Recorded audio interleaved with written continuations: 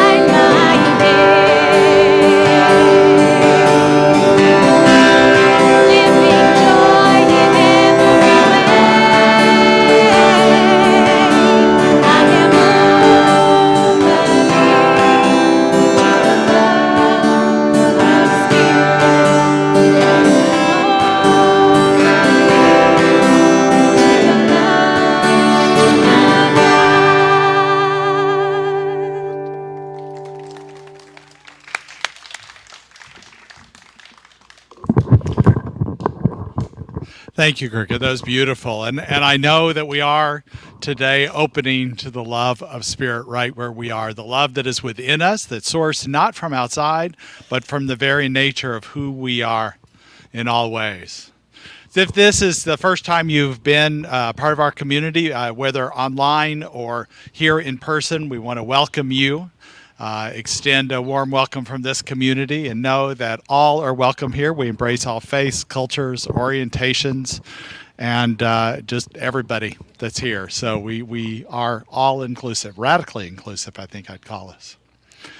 We like to give our vision and mission statement each time we gather because it just affirms that which we're seeking to do, that which is opening up to us this morning. It was a great song, and that's the way our vision opens up with us.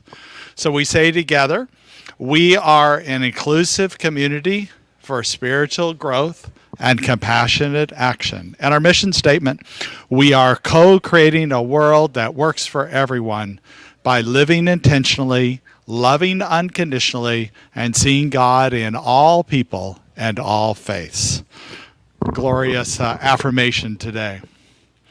I also just want to appreciate all who contributed to the Sip and Savor yesterday. It was a lot of volunteer hours to get ready for it, but it really was a place that had a feeling of home for people to gather, a feeling of community to be here. So it was great that we were able to host that event in that way and just be present with the different conversations. A lot of different people here yesterday. I really enjoyed the conversations I had with people. This is a season of a lot of different things we're doing. Today is Practitioner Sunday. You can see our practitioners over here. We'll be honoring today. And they have been the healing arm of our center and continue to be since it was actually the center 60 years ago was founded by a practitioner. That before there was a minister, the practitioner built the community and then they called in ministers. Some of the practitioners we've had have gone on to become ministers. So they've been spiritual leaders in every aspect of our community and continue to be. So I just want to take a Sunday to honor them, and we'll do that later in the service. We also have, as part of that, we are a school of spiritual leadership where we educate ministers here. So you have to be a practitioner first, you become ministers, and we're having a graduation for 7 ministers this coming weekend on Saturday. I know you just came off a big volunteer event, but if you can help out a little bit, we need about 10 people to help out with different things in the kitchen and ushering and a few different things like that. We'd appreciate it if you could just let Mary or I know that you're able to do that. We'll probably get a clipboard out. You can sign up for it. I'd appreciate that.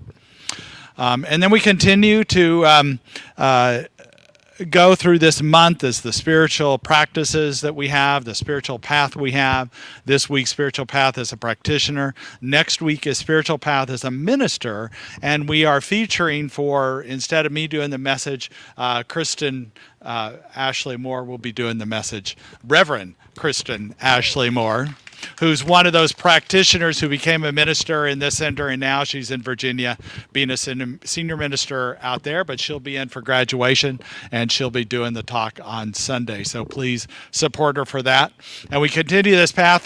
We get hit Memorial Day, and it's going to be a different city here Memorial Day because Bottle Rock is on schedule and on force this year. So Sunday morning, we'll probably hear some echoes of the music, and I'm going to be doing my talk as a spiritual path as a rock star, because we're all rock stars, right? And then June 25th, we're having an outdoor concert here with Karen Drucker, so keep your calendars marked for that. And so many different things coming on. Just tune in to our website for ongoing things like meditation and Course in Miracles activity, our Spanish-speaking ministry, and all things we're doing. Everything is on the website there, so we appreciate that. And now we begin the sacred part of our service with more music.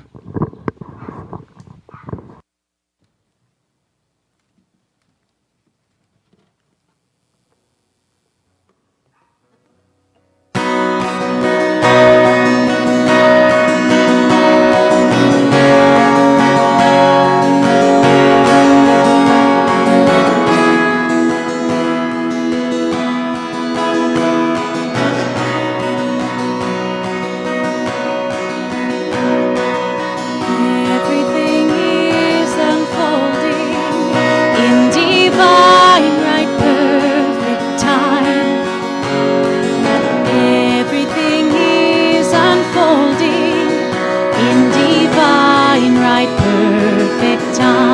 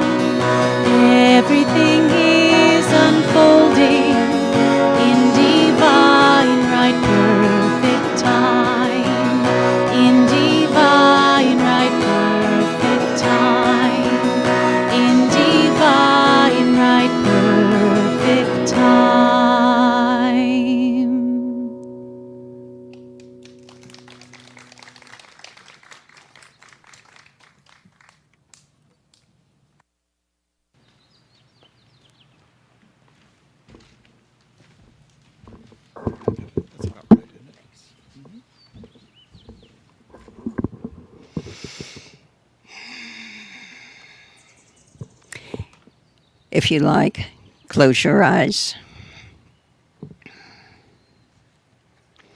Rather than quieting the mind, simply allow your heart to open.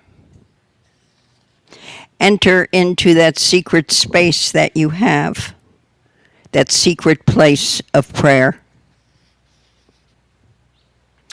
O infinite Spirit, great God of the universe, we come into harmony with your presence. And the presence says, as always, all is well. I am here. I am here as each of you. I am revealing myself as the service today, as the music, the message, and the practitioners that we honor. Let us take a moment to know that God is indeed at work in our community.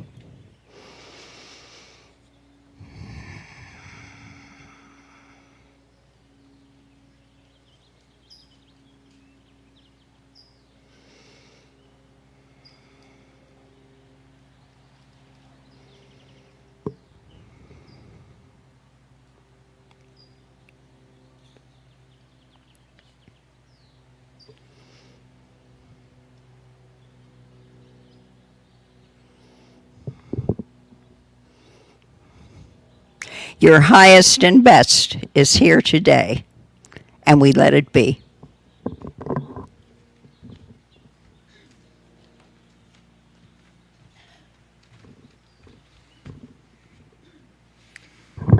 So as a way to introduce our practitioners, I just want to let you know the path of practitioners because not all of you know it. Practitioners, I would say all of us to a degree are practitioners because we practice the presence. But our licensed practitioners have gone above and beyond that, taking a series of classes to prepare for graduate training, for practitioner training. And then it's a period of 2 years of classes beyond that. So in all, sometimes 5 to 8 years of preparation to become a licensed practitioner. But the practitioner license, we just finished a Prac 1 class, a year-long class with 9 people finished it. And those 9 people will tell you, absolutely, those 9 people will tell you that the first year is designed to turn over the apple cart. Because it's necessary to turn over the apple cart to get to the depth of being and to recognize that you don't want your issues or your concerns, your worries, your fears, your anxiety get in the way of knowing the truth of other people. So you have to be a clear vessel for that truth. And it's necessary to let go of attachments you have, of anything in the past that keeps you from being in the present so that you can be available. And I will say our practitioners are available. I mentioned they're called the healing arm of a center. And so they are this aspect of the center that is knowing the oneness, knowing the truth for every person they meet, whether it's here at the center or in the grocery store or out on the streets, in their cars. That there might be a moment of judgment, but they're quicker to jump to that center and know the truth for themselves and know the truth for other people. So they are a powerful presence in our communities, in our community and in our communities. And I just want to honor that presence that they are during this pandemic. We're almost post-pandemic, not quite yet, but we're getting closer. And I just can't say. They held the prayer for this community. They held the prayer for this town and this region and for all the first responders and the nurses in the ER and in everyday care and even restaurant employees and grocery store employees that kept us going.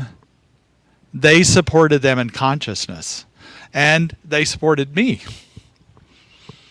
which I hold dearly, holding me up and reminding me of my light And that is the most important thing a practitioner can do, is just reflect back to us that we are the light. But if they don't recognize the light in themselves, they can't do that. And that's what they're dedicated and committed to doing, is remembering the light they are. So I'm going to invite all of our practitioners up to the stage right now. And if you could just line up right here.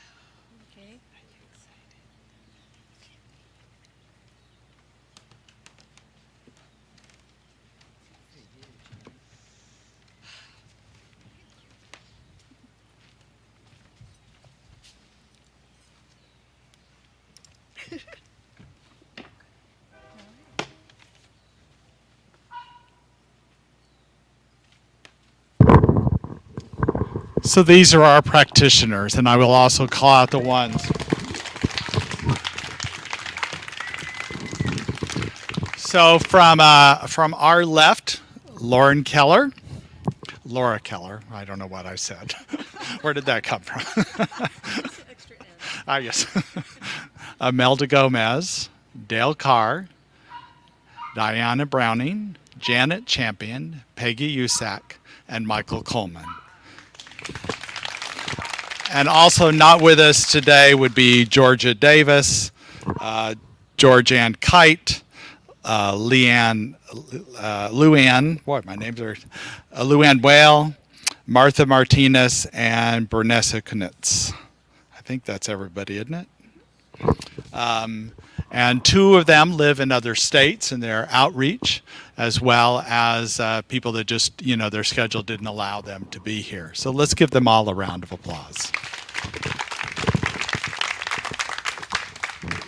What I'd like to do now is I'm just going to pass the microphone down for them, and they're just going to say a sentence or two about what a practitioner means to them. Well, first of all, I'll say that Reverend Janet made me do it. She talked me into it.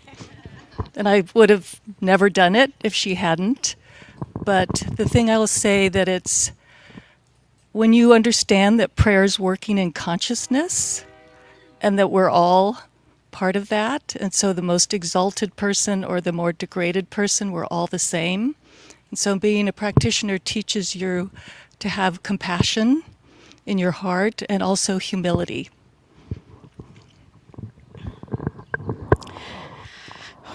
Thank you. Thank you. What it has been mean to be a practitioner to me.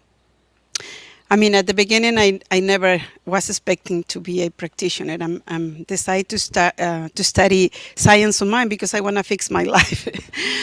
But as a practitioner, it is giving me the biggest opportunity to believe in myself, to transcend my fears, my smaller inside, and giving me to have compassion with myself, because I used to be putting me down so much, and the compassion to myself, it is teaching me how to be compassionate with others, and also the compassion with my family, because I think the hardest part, being compassionate, it is with the people who know you, that your relatives, and apply these principles to them. It's kind of hard because they know me, how I act, what I do, how I talk. But it is empower me to be more conscious how I would like to treat them, because I want they treat me the same way. Thank you. everybody has said everything that I wanted to say, but I moved here in 1980, and I knew the most important thing was to find people that I could be with. So the first thing I did, though, is I joined a dance class at the roller skating rink. I joined a bowling team, but I knew I had to find a church. I had to find a family, and you guys have been the biggest blessing for me ever. And like Laura said, Reverend Janet convinced me to this. I'd been here 17 years, convinced me to take Prac 1. She said it would be really good for you. And I thought, okay, so I did. But I never had a calling. But after the first year, I thought, well, I might as well go on to the next year. And then I thought, well, I've done all this work. I better take the test. And then all of a sudden, I was one. And what it meant to me was really important. So I've been a practitioner now for 22 years. And my whole thing, every day, I really surrender to God. And I say, let me serve thee with love, compassion, and joy. So, for me, this center has been my home for the last 20 years, maybe 21. And growing up Catholic, I was the middle child of 7. I'm in the middle right now. And this is my family. What? Oh, so this is my family. And the same with everyone else. Reverend Janet said, oh, come on, join that do Prac 1 and you don't have to go on or blah, blah, blah. So I did it, and I found it so enriching for my life and so releasing for all this junk that I've been carrying around with me, that I didn't have to believe all those old things anymore, that I could believe new things and know that the God that I know in me is loving and compassionate and open to everyone. So I went on and I became a practitioner, not really feeling that I was ready to be a practitioner. But I'll tell you, my life has changed so much. And my husband, who didn't used to come to church with me, said, yeah, I'm going to start going to that church because it's really changed you. And before he passed away, he became the church guy around here. And I really love this church. I love the people. I love the philosophy. I love praying with people. And once you know something deep in your heart, you cannot not know it. So even when times really suck, and they do, you know that you're loved. I know that I'm loved. And I know that the people that I pray for are loved. I know that the people that I really don't care how they're acting are loved. And, everybody's on a different journey, and it's okay wherever you are. This has been so empowering for me. I have a lot of friends, I live out of town in Fairfield, that don't go to church, and they know me enough to come to me with prayer requests. And now they're starting to ask me, did I word that right, or can you fix it for me? So, and my whole family is always on me to pray for them. And blessed be, this morning at 5:30 in the morning, I became a great-grandmother for a great-great-grandmother for the 6th time. Great-great-grandmother. Thank you. Congratulations, Diana. I'm Janet Champion, and for me, I would say the most important thing that I learned becoming a practitioner was truly acceptance, not only of others where they're at any given moment, but where I am at any given moment, because we are all human. And yet, as I accept myself and others where they're at, I also know that there is a divine spirit within myself and within each and every one of you, each and every one that I come in contact with. And it doesn't matter what they're doing, what they look like, where they come from, whether they're of a different religion that I know nothing about. It doesn't matter, because they are all one in spirit. And this is one of the things that I became to recognize more and more and more with every year that passed as I became a practitioner. Let's see, I guess it's been 19 years ago. So it's been a while. So anyway, I love each and every one of you, and I'm grateful for this community and the opportunity to be a practitioner and to pray for each and every one of you. Because you know what? As a practitioner, I need prayer sometimes too, and it works.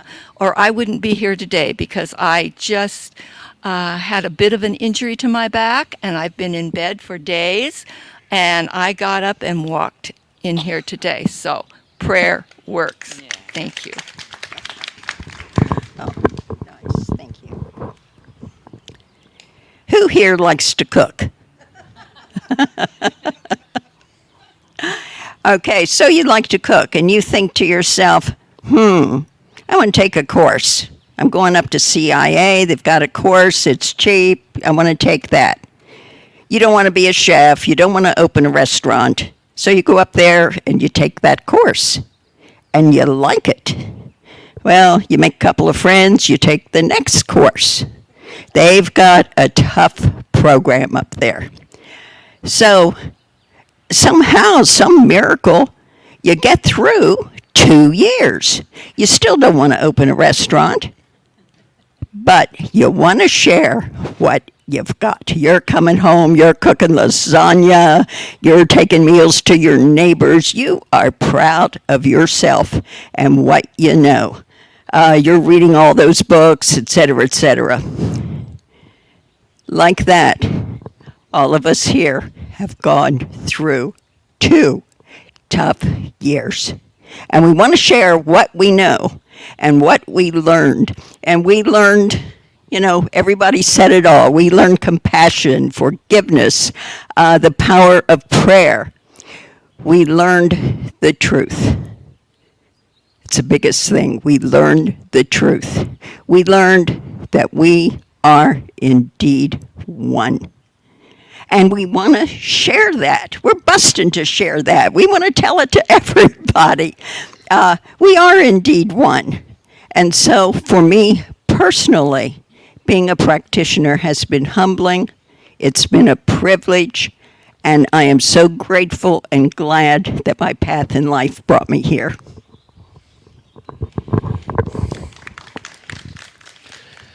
I'm Michael Coleman. I'm trying to think. Well, a friend of mine in Santa Rosa, I was working with handicapped kids, and she was taking these foundation classes up at the center in Santa Rosa. And I was going up there every weekend, working with Chrissy and Catherine. Catherine had gotten bit by a mosquito when she was a kid and had encephalitis and was basically physically immobilized in a sense. And I used to work with them on the weekends and help Chrissy in the pool doing mobile exercises, donation, volunteer work. And then and it seemed like she was getting a lot out of this foundations class. So I started coming to the center here, and Reverend Janet was my teacher, and she had I was doing this year-long thing on different faiths. And I'd come back from Bali and was really touched by the Hinduism there. And in a couple months, it was going to be on Hinduism. It wasn't the month that I showed up or came back, actually, because this place has got more meaning than that, but I won't get into that during this time, because it's the first church I came to in 1995 when I came back to Napa, when I was over on Yount Street. And so I started coming every Sunday because it was closer to driving out to Spirit Rock on Monday nights. And I started liking it. And then I went through that year-long thing, and then that foundations thing came around in October. I've been helping with the children's church when we still use that building, and then it's just like what I heard somebody else say. I think it was Dale's the first one that kicked it off. I started taking classes, and then I liked the class, so I took the next class. And I remember we were all praying in the back room over here. I guess it's a laundry room now. It was like a little office. and we pray, and I went to check them out, and I took another class, and then I liked them so much I took them through the summer. I think I took too many classes, if I remember right. And then one day it was like, oh, it's time for the exam, because we had to go through what do you call it? We took an exam and an oral, and we all trucked up to. I was with Laura and Luann. The three of us were the ones that made the 2 years, and we're here. And service is a big part of my life. I always believed in prayer. I've always believed in spirit since I was a little boy. And I've always felt connected, so it just brought more connection to me. So, anyways, well, here 8 years later, Laura and I came in when Jay got here. So, however long Jay's been here, that's how long I've been a practitioner. So, anyways, and it's great. So, I love you all, and thank you for allowing me to be here. Thank you, Mike. So I have a series of things to honor people, and I would like to start, as I call your name, if you could step to the front of the stage. I'm going to start with Imelda Gomez. Could you step to the middle of the stage there? There you go, right there. Yeah. Now, Imelda has only been a practitioner for about 3 years, but she's continued her study past practitioner to study to be a spiritual director, and is leading our Spanish-speaking ministries both on Sundays and Wednesday meditations, a class on Monday. So she's doing an amazing thing, and we want to include Martha in here too. Let's just pretend Martha's right there, and let's give them a round of applause. Okay, and you can go ahead and go seated then. And now I'd like to call up Georgia Davis, Laura Keller, and Michael Coleman. So each of you, Georgia decided she didn't want to speak today because she's going to speak as the main speaker in a few weeks, but we honor you today as a practitioner as well. Each of these people have had at least 5 years. So when we postponed doing the Practitioner Sunday for a while because of the pandemic. Seems like that's a theme. Well, because of the pandemic, So I want to honor each of these practitioners with a 5-year pin, even though it's been more than 5 years, but at least 5 years. And these pins are made by our home office, Centers for Spiritual Living, and on it just says Practitioner, Centers for Spiritual Living, 5 years. So, Michael, one for you. Thank you. Georgia. Thank you. And Laura. And also on this list would be Luann Well, who lives in Montana. She too, I will send her 5-year pin in the mail. So let's give them all a round of applause. Okay, and you can step off. Either way you want to go.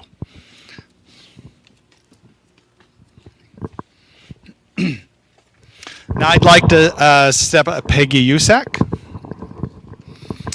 Peggy has gone different paths, not through all the Center for Spiritual Living, but all Science of Mind, and she's been a practitioner for over 10 years. So we honor her today and the work she does with a 10-year pin, if I can find it. There you go. There's your 10-year pin. Let's give her a round of applause. And then Janet and Diana, if you would step to the front of the stage and face there. Now, they have actually been practitioner for 19 years. But you don't get a pin for 19 years. And like I said, we postponed this. But next year, they'll get the same honor that in a minute we're going to give to Dale, and I'll tell you more about that. But at 20 years, you get a special emeritus status. So, but we do have 15-year pins for both of you. So Diana, 15 years, and actually 19 years, but we're honored at 19 years of service. And all here at this center, too. Oh, yes, of course. Let's give them both a round of applause. And do you want to step off this way? It's all the same step. I'm going that way. Okay. You got her, Diana? Okay. Watch towards you. All right. And Dale, front and center now. So you'll notice a theme here. We're about 3 years behind. Something happened in the last 3 years. My brain gets a little foggy. But Dale's actually been a practitioner for 22 years. So I don't know who was your teacher for a practitioner class. Peggy Lyles. Yes, she was my idol. And that's why I didn't become a practitioner for a long time, because I had her on a pedestal. And so I waited 17 years to start the classes. Yes, and she's just retired and lives in Eastern California, but she still comes from time to time for events, and we honor her. She was an incredible teacher. And your minister was... Well, I started with Reverend Barbara. I also took classes with Reverend Lloyd Tupper, and then we had Reverend Janet, and now we have our wonderful Jay, Reverend Jay. So through the years, I've said this many times at our 50th anniversary. I said this, that what has kept this center going through, we've probably had 10 ministers through the 50 plus years we've been a center, and what's kept it going is our practitioners. And even sometimes when the church seems like it was going to split, there were problems with the center, maybe a minister wasn't the right fit, and the transition, the practitioners kept it going. So you being here, we have gratitude for especially our long-term practitioners who have been here. So I honor you today, first with a 20-year pin for 20 years of service. I don't know if they do 25 years or not, but if we do, we'll give that to you also.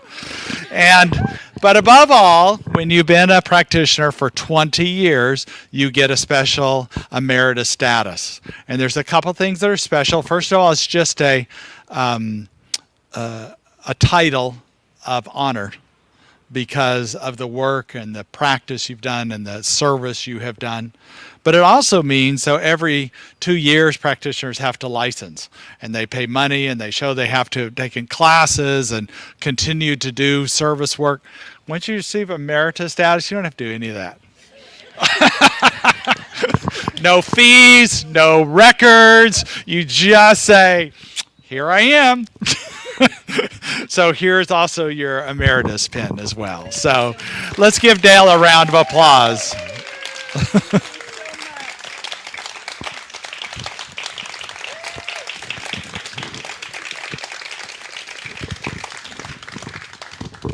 We rearrange things there. You might need to rearrange yourself. So I'm so grateful for our practitioners on this day and all days. So now a little more music from Crickett.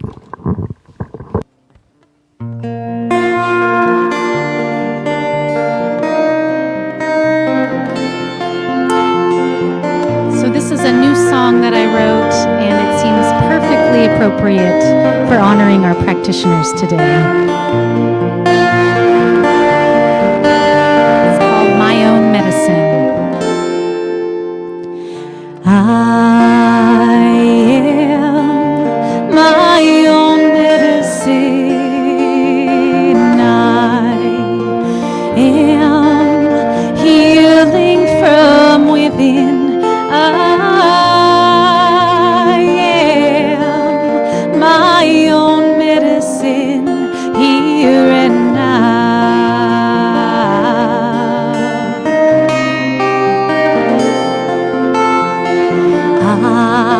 I trust my own wisdom. I trust the healing from within. I trust my own wisdom here and now.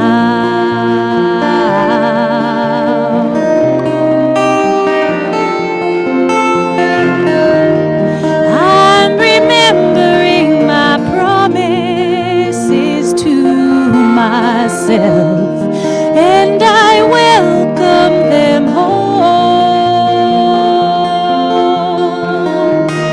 I'm surrendering the shadow of my lost self.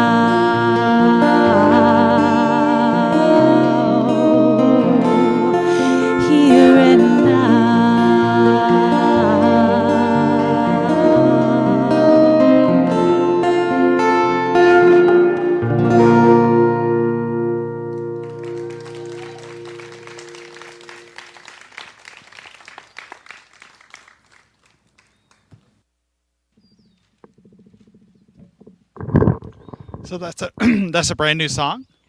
Wow, that was beautiful. Thank you. I think we can all take that to heart, that we are our own medicine.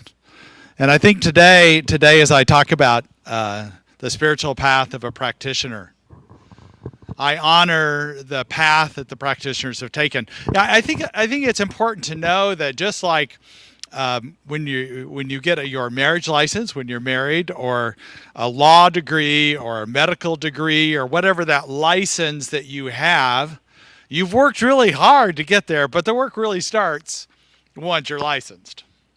The happily ever after in Disney doesn't really apply, because you create your happiness in your relationships once you're in relationships. It isn't there once you're happy forever just because you're in a relationship. There's work to be done. We all know that. And the same thing is true for being a practitioner. It's true for us, anybody that's on a spiritual path, anybody that has chosen to seek a path of intention, of consciousness, of mindfulness.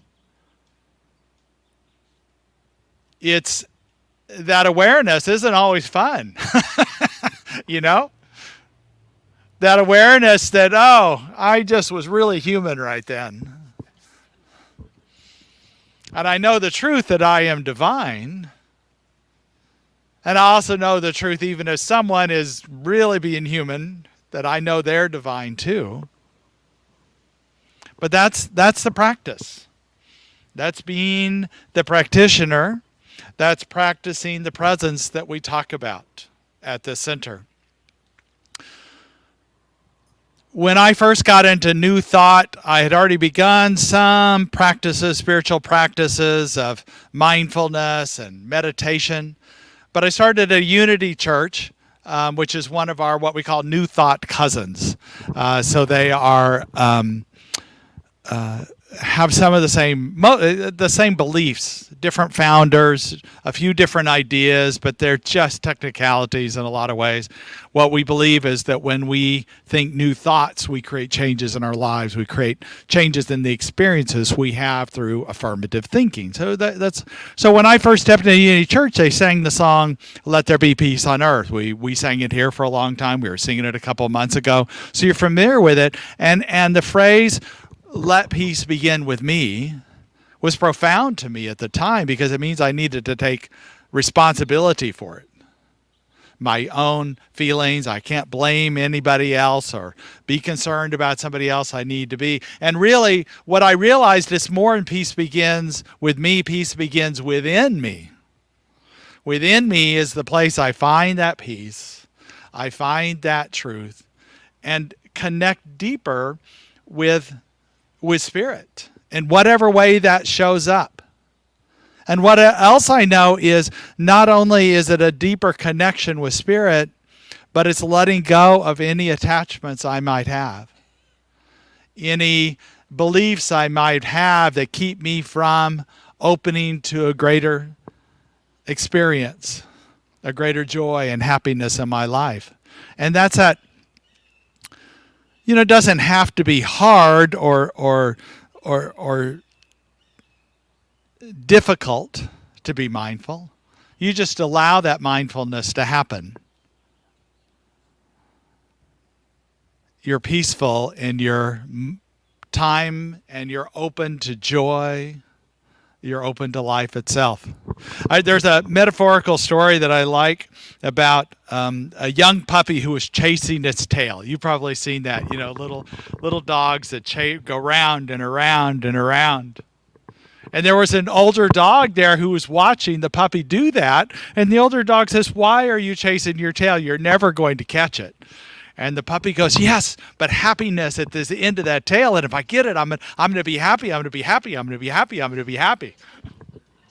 I don't know about you, but I've done that in my mind. I've gone around and around trying to chase something, trying to chase an idea, a thought, something that I think if I keep thinking hard enough, long enough, if I work hard enough, that something's going to come clear, that I'm going to catch that tail. But it never happens. And the truth is, what the old dog tried to tell the puppy, but it didn't do much good, is the tail is always there. And if we just sit, that happiness is within us. It's right there for us. But it's our attachment to finding that tail. It's our attachment to that drama circle that sometimes we are fed in our energy cycle with drama or conflict or the need to know something or the need to do something. I love the concept that we can be discontent in our contentment. So it doesn't mean we're settling. It doesn't mean that we don't have desire and passion and wanting to make a difference, wanting to change things, wanting to get a degree, become a practitioner, do more in our lives. And at the same time, we're knowing being there is not where our happiness lies. It lies right here. It's not chasing the tail. It's just wanting to allow Spirit to express through us in a greater way, a new way, a powerful way. And sometimes a journey, a path, whether imaginary, metaphorical, or real, opens our heart up more. And sometimes we are led and guided towards that path. As I said, we had 9 people finish this first year of Inner Journey, a Practitioner 1. We have practitioners who completed that. I work with practitioners who are finishing their ministerial studies, and I have seen them shift and change and grow. Not because they were attached to what it would look like, because we don't know what it's going to look like. We can't have that kind of attachment if we want true joy.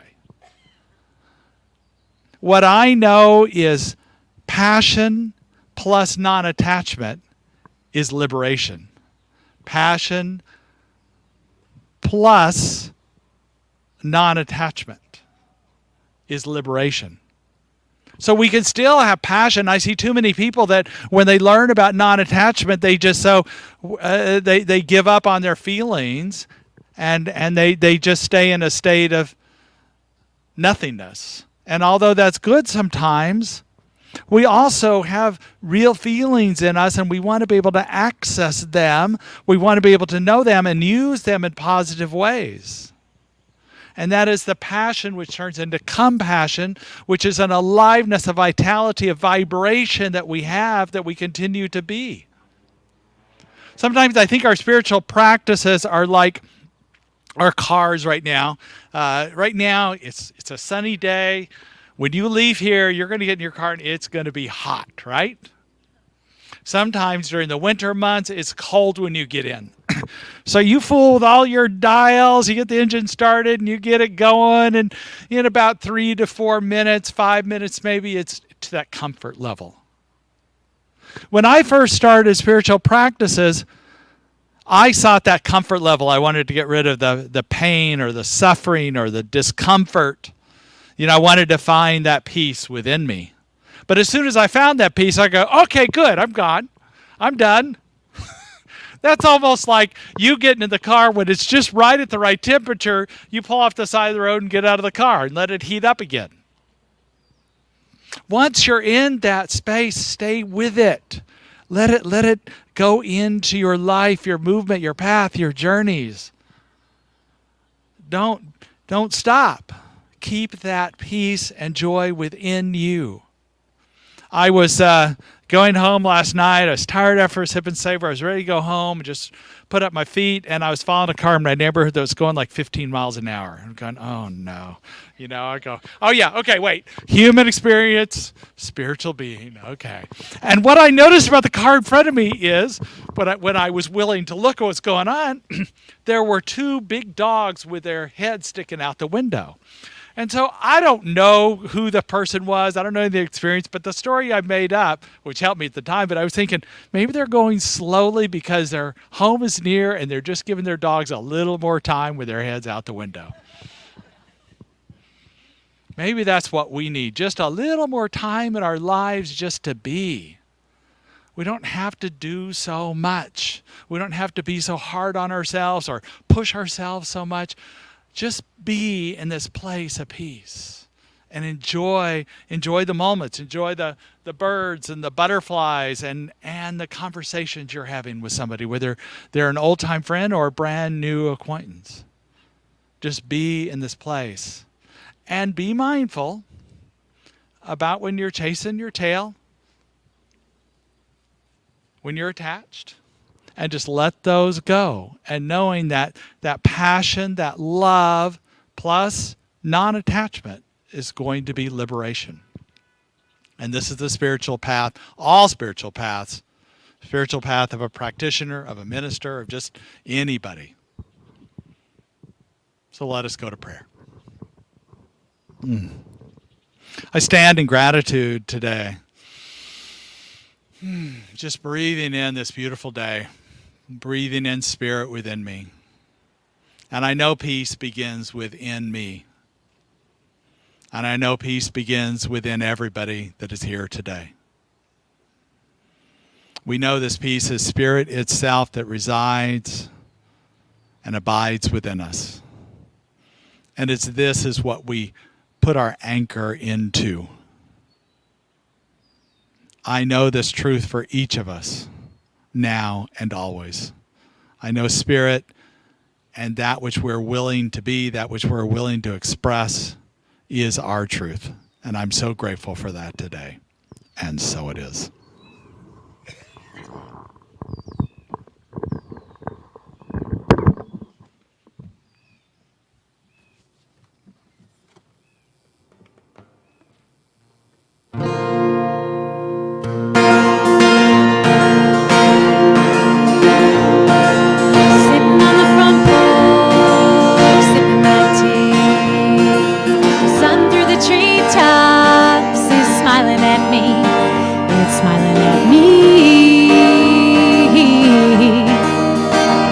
Smiling at me.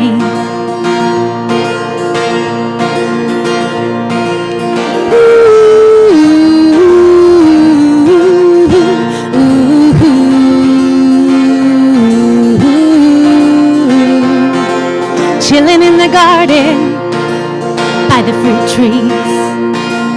Wind through the hillside is waving at me. It's waving at me. Waving at me. Take some time and watch your world align. If you forget your cares, you'll feel just fine. Swimming in the river, feeling carefree. The birds on the water are singing for me. They're singing for me. Singing for me. Life is sweet if you allow it to just be.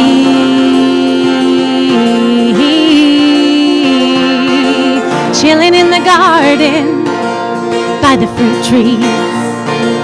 Wind through the hillside is waving at me. It's waving at me. Waving at me. Take some time and watch your world align. If you forget your cares, you'll feel just fine. Swimming in the river, feeling carefree. The birds on the water are singing for me. They're singing for me. Singing for me. Life is sweet if you allow it to just be. Playing in the moonlight, feeling divine. The stars in the night sky are taking their time. They're taking their time.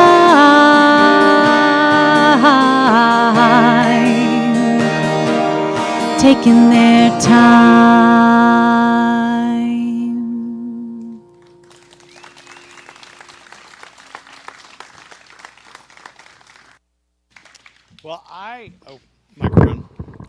I am so grateful for something else today. At the Sip and Savor last night, joyfully Crickett gave a house concert as a auction item, and I won it. So she and I are going to schedule some time for her to have a concert at our house. So I'm excited about that. And I am more grateful as hearing you sing today because your voice is beautiful and your songs are beautiful. Thank you. This is a time in our service when we invite you to be part of the law of circulation. We know that which you give of your time, talents, and treasures is something that returns to you tenfold because of the way it opens up your heart.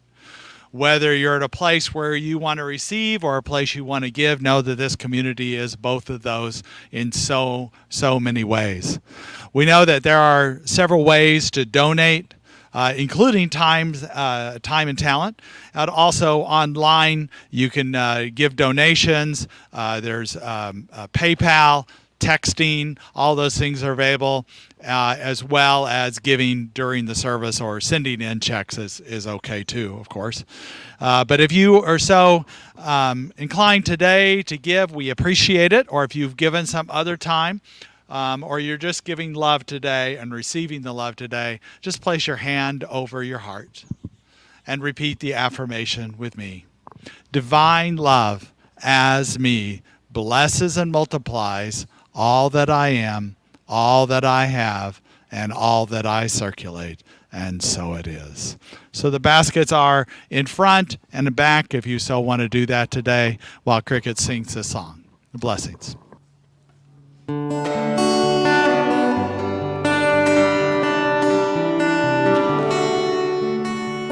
I am grateful and I raise my voice. Thank you. Thank you. Thank you.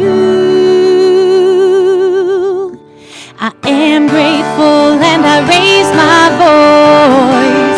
Thank you.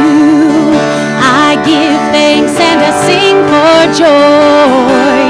Thank you. Thank you.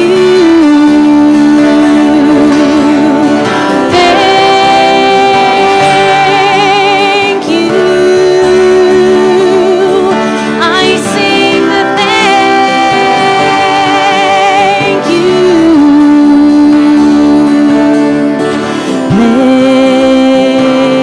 Blessed be.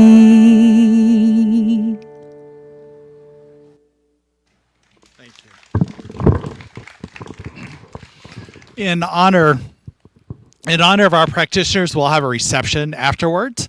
So obviously they're the ones wearing the white stole, so you're welcome to go up and ask them questions or honor them in whatever way. But we have some special food and coffee, which we do every time after the service, but a special time today to gather to honor them. So we once again give them a round of applause for being our practitioners. We also want to honor anybody who's here for the first time, whether online or in person.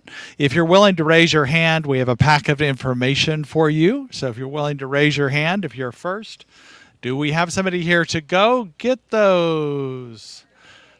They're inside the sanctuary. We'll catch up with you in a minute. We have three people. So we should, anyway, we'll be there in a minute.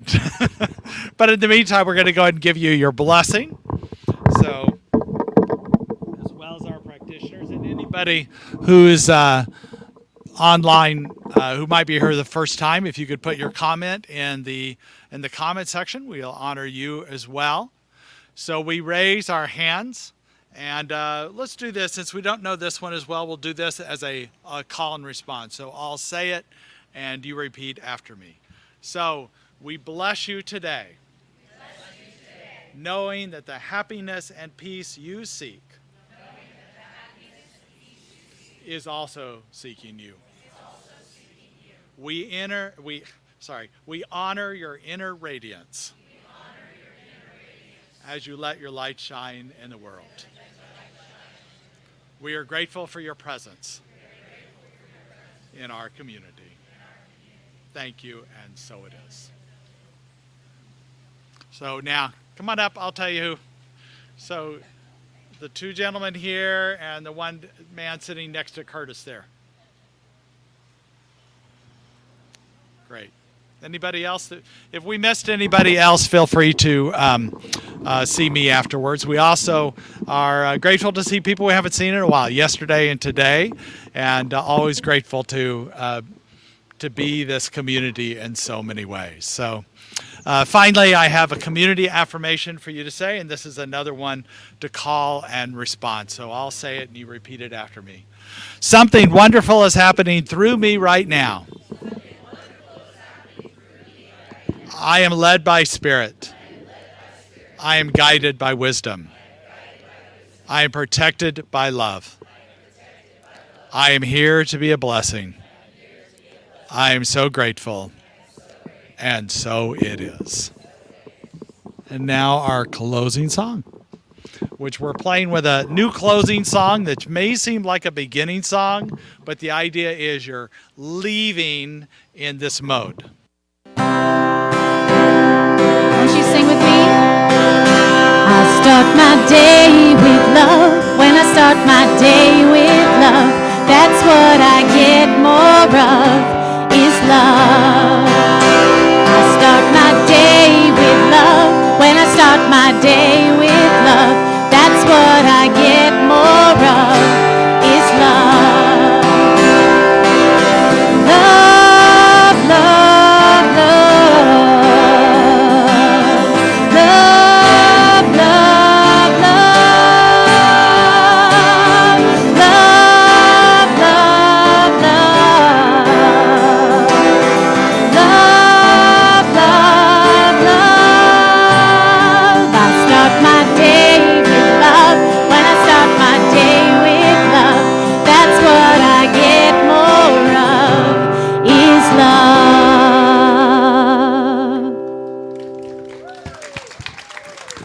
So thank you for being with us today. And as you go forward, may we notice when we're chasing our tail and willing just to sit and be love. And so it is. Have a great Sunday, everybody.